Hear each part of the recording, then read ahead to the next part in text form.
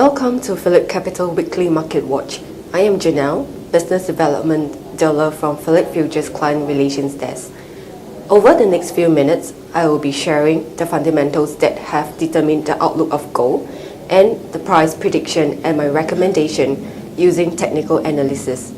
Last but not least, I will conclude this episode of Market Watch with my introduction of Bursa Gold futures and its advantages. Now, for a recap of gold and its demand this year, gold prices have fallen 27% on prospects that a stronger US economy recovery would hurt demand for haven assets. Investors speculate that when the Fed starts to cut the $85 billion of monthly bond buying, it will eventually lead to a strengthening of the US dollar. Gold's negative price reaction to the possibility of a Fed tapering indicates that the bullion market is likely to remain sensitive to its expectations for changes in monetary policy. Furthermore, Janet Yellen, who is nominated to be the next chairman of the Federal Reserve, has signaled her determination to use bond buying to strengthen the economy until she sees a robust recovery and will only raise the interest rates as the last resort should asset bubbles be formed. This was also echoed by other Fed officials, including Ben Bernanke, the current chairman of the Federal Reserve. This has caused investors to be more cautious on the US economic performance, gauging whether US economy is strong enough to withstand a withdrawal of quantitative easing and how soon it will happen. Therefore, we expect the focus for the bullion market to remain data dependent. Looking at the gold demand so far, the last third quarter saw a 21% contraction. A year-on-year decline in demand reflected further depletion of investors' ETF positions, a slump of 30% this year. The pace of the outflows slowed during quarter 3 as momentum waned following the sharp quarter 2 washout. However, consumer demand remains strong. Eastern markets remain the driving force behind growth in demand for gold, jewelry, bars, and coins, mainly due to the lower gold prices. Central banks continue to add gold to reserve, but at a slower rate. The slightly softer pace of demand may have been driven by a reduced demand for asset diversification from some central banks that have experienced a slower build-up in the foreign exchange reserve this year.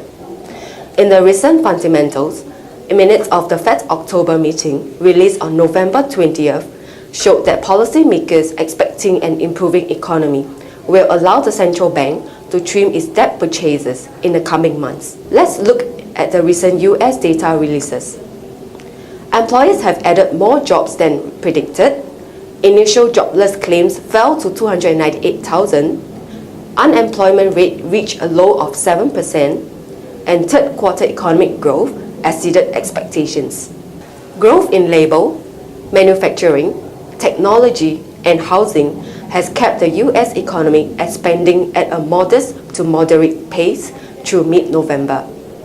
Looking at the gold daily chart, the general downtrend is still intact. The Fibonacci retracement, it suggests that prices may decline to this year's low of 1,180 an ounce in June. The attached chart shows the average directional index is above 30, indicating a strong downtrend. Though the strong job number and the recent budget agreement reached by the US lawmakers have raised the probability of a tapering by the Fed this month, I still remain positive that Fed would like to at least assess another month of data to determine the strength of US economy, and a reduced bond purchases most likely will only happen next year.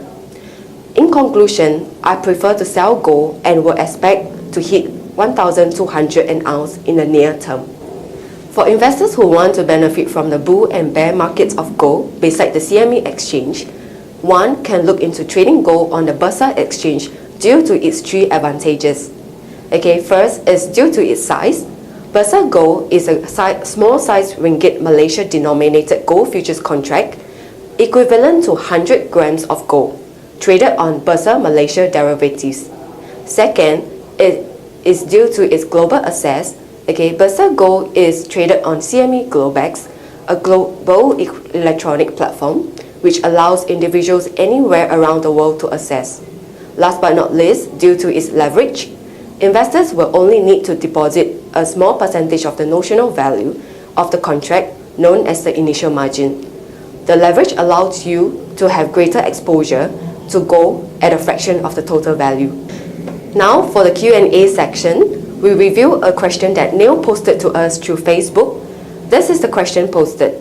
Will the price of gold rise in the near future in 2014? Ultimately, we forecast that a stronger economic recovery into next year, led by the bullish equity markets, will draw some funds out of the gold and into other asset classes. Investors have lost faith in gold as a store of value and could decide that gold was no longer as important as a safe haven investment. The recent pickup in US economic data and decline in gross speculative long gold position indicates that bullion is likely to remain weak in the near term. Look forward to Monday's weekly market watch, where the commentator will be covering outlook of property sector in 2014. We want to hear from you. Any questions, any comments on Monday's topic? Please drop them through Facebook and Twitter. Thank you for watching this week's Market Watch. I am Jenelle from Phillip Futures. Tune in next week for more Market Watch videos.